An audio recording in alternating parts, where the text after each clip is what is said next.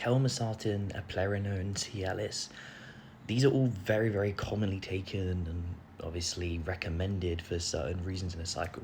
Now, Cialis ticks off one very, very quick box. That's the pump. People don't really tend to take it for any other reasons, although it can decrease blood pressure a bit. Then there's telmisartan, which obviously people take just to make sure the heart is as healthy and stays healthy and maybe bring down blood pressure that's going up. And then eplerenone, very commonly paired with HGH, because the biggest way subcutaneous fat is stored, it basically overwrites that mechanism, it reverses it, and then boom, you start losing that bloat. Problem is, when all of these are taken together, you have to be a bit more careful. There's things you have to consider, because if you don't, you can actually cause a bit of trouble for yourself. Now, the key thing I think to focus on first, which I'll tell you about, is sodium. See, telmisartan and eplerenone both flush out sodium.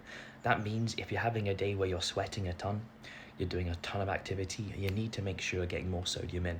I know some people kind of lackluster with sodium, even though it can really completely transform pumps, but you gotta make sure you're properly taking care of that. The bigger thing though to actually remember when it comes to this is eplerenone and telmisartan are potassium sparing.